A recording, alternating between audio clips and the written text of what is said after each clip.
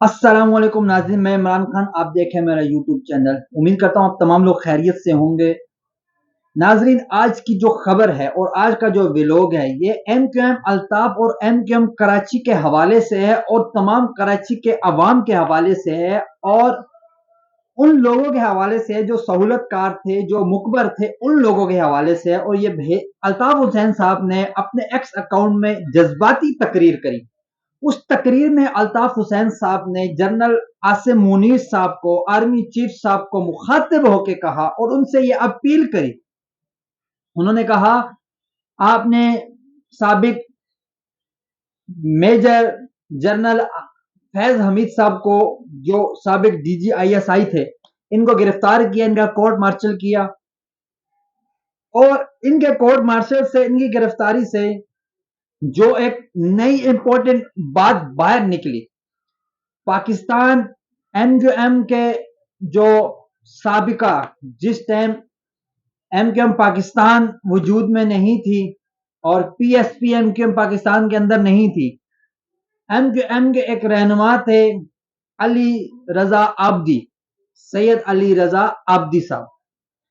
इनको जो इनकी टारगेट किलिंग हुई, जो इनकी एक अफसोसनाक वाकया था इनके साथ, उसके पीछे कौन था?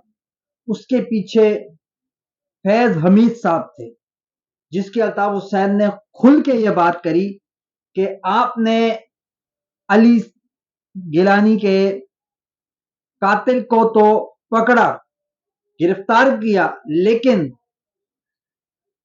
इनके पीछे कौन लोग थे? सैयद अली रजा आब्दी साहब जो थे, इनके कत्ल के पीछे और कौन लोग थे जो इनके कत्ल की साजिश कर रहे थे? कौन वो मुआमिन लोग थे? कौन वो मुकबर लोग थे?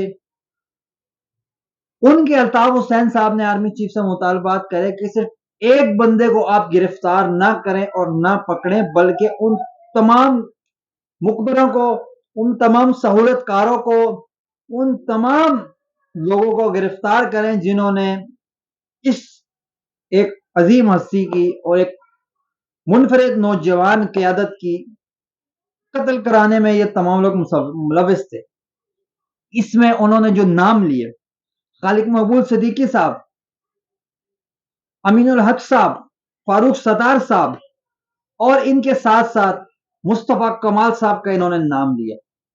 और मुस्तफ़ा कमाल साहब की जो फैसल, जो मुस्तफ़ा कमाल साहब हैं, इनका सिर्फ अल्ताफ हुसैन साहब ने नाम नहीं लिया।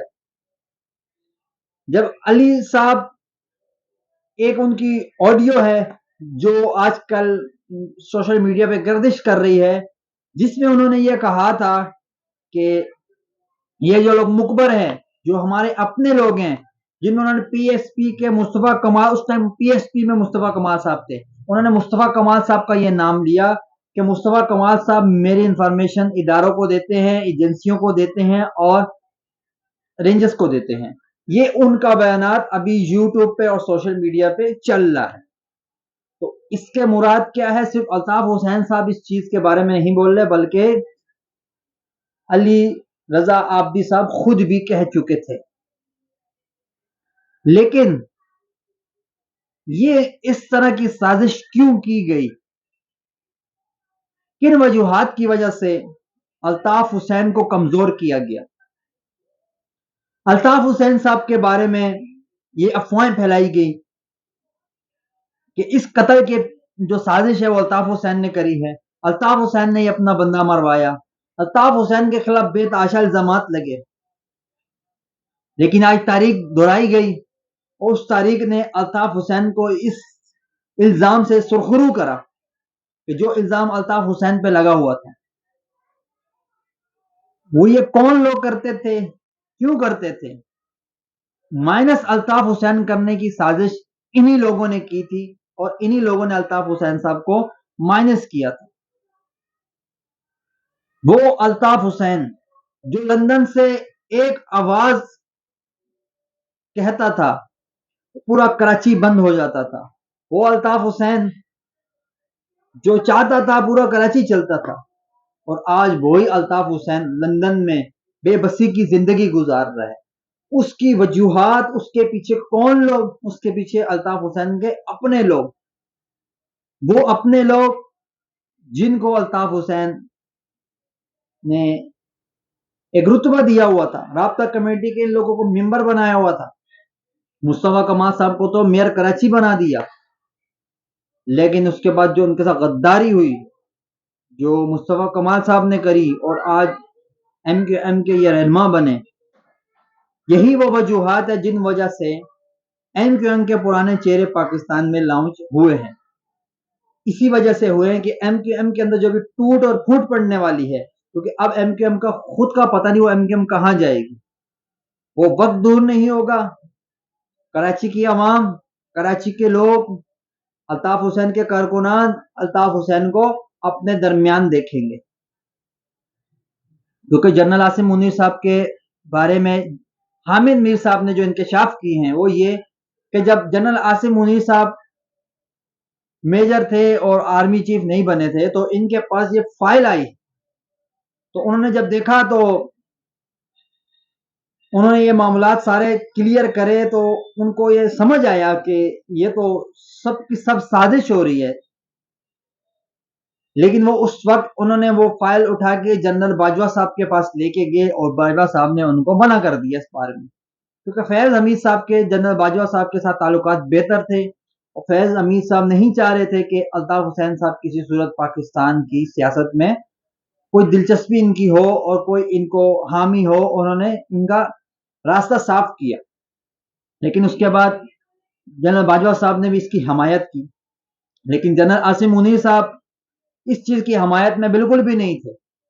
ان کو لگ رہا تھا کہ یہ غلط ہو رہا ہے، لیکن ان کو اس وقت اس چیز سے آگاہ نہیں کیا گیا. بہرحال جنرل عاصم منیر صاحب جب آرمی چیف بنے، اب ان کے وہ وقت نہیں، اور الطاف حسین صاحب کی جو بیانات ہیں یا الطاف حسین صاحب کی جو معاملات ہیں، جو اپیلیں ہیں، وہ جنرل عاصم منیر صاحب تک نہیں پہنچائی جا رہی. اس کی وجہ یہی تھی کہ سابق D G I S I retire تو ضرور ہوئے تھے، لیکن ان کے پنجے اداروں کے اندر ضرور تھے. اب جو ان کے اوپر ایکشن ہوا، اب اس کے بعد صرف یہی نہیں کہ الطاف حسین کو اس چیز میں انصاف ملا کہ الطاف حسین سرخرو ہو گئے، لیکن اس کے ساتھ ساتھ جو ایم کے اندر جو ایک بکھلاہٹ نظر آئے گی آپ لوگوں کو، جو ایم کے لوگ ابھی بکھریں گے، کیونکہ یہ پوری ایم جو بنی ہوئی تھی، جس شخص نے بنائی تھی وہ شخص اس ٹائم گرفتار ہے، اور اداروں نے اس کے اوپر سخت پکڑ کر دی. اب ایم کے جو چہرے ہیں یہ بے نقاب ہوں گے، اور ان کی تمام سازشیں سامنے آئیں گی جو انہوں نے الطاف حسین کو مائنس کرنے کی کری تھی. وہ تمام چیزیں اب پوری کراچی کی عوام کے سامنے ہوں گی، پاکستان کی عوام کے سامنے ہوں گی. ہم اس چیز پہ جنرل عاصم منیر صاحب کا بہت شکریہ ادا کرتے ہیں. انہوں نے اپنے ادارے کے اندر ایک احتساب کیا. دیکھیں ادارے کے اندر احتساب جب ہوا، اس کی سب سے بڑی بنیاد دیکھیں کتنی بہترین ہوئی کہ پاکستان تحریک انصاف کی جو وابستگی تھی جنرل فیض حمید صاحب کے ساتھ وہ ایک طرف، لیکن ایم کے لوگوں کی جو تھی وہ آج تک کسی کو پتہ نہیں تھی. کیونکہ پاکستان تحریک انصاف کو تو سب کو پتا تھا، سب یہ الزام لگا رہے تھے کہ عمران خان صاحب ان کو آرمی چیف لگانا چاہ رہے ہیں، جو کہ عمران خان صاحب نے بعد میں اس کی تنقید کر دی کہ میں ایسا کچھ نہیں کر رہا تھا. لیکن ایم کے لوگ یہ بالکل خاموش تھے اور یہ اپنی وزارتیں لے رہے تھے. انہوں نے 9-0 میں جلسہ بھی کرا، لیکن 9-0 میں سخت پابندی تھی، اس کے باوجود ان لوگوں نے جلسہ کرا. تو کس طرح کرا؟ یہی وہ لوگ تھے جن کی پشت پناہی پہ انہوں نے جلسہ بھی کرا اور یہ جیتے بھی، اور اس کے ساتھ انہوں نے مائنس الطاف بھی کرا. لیکن اب کارکنان کے لیے اچھی خبر ہے کہ اب آنے والے وقت میں انشاءاللہ آپ تمام لوگوں کو وہ انسان جس کے اوپر اتنے الزامات لگے، جس کے اوپر اتنی پابندی لگی، وہ آپ لوگوں کے اندر ضرور آپ کو نظر آئے گا، کیونکہ وہ بے گناہ ہے، اس نے گناہ نہیں کیا. وہ ہمیشہ التماس کرتا ہے، اور بالخصوص جنرل عاصم منیر صاحب کو ہمیشہ اس نے اپیل کری ہے. انہوں نے کبھی عاصم منیر صاحب کے خلاف کوئی غلط بات نہیں کری. ہاں انہوں نے یہ ضرور بولا ہے کچھ اداروں کے اندر ایسے جرنیل ہیں جو کرپٹ ہے، لیکن انہوں نے کبھی آرمی چیف صاحب کو نہیں بولا. Army chief general Asim Munir صاحب کا ہم خود شکریہ ادا کرتے ہیں، اور الطاف حسین صاحب کو اس چیز کا شکریہ ادا کرنا چاہیے. انہوں نے اس بے نقاب جو عمل آیا، اس بے نقاب عمل کے پیچھے آرمی چیف صاحب کا ہاتھ تھا. انہوں نے یہ چیز بے نقاب کری جس میں ایک بے گناہ انسان جس کا قتل کیا گیا، اس کے جو سازشی تھے وہ لوگ بھی سامنے آئے.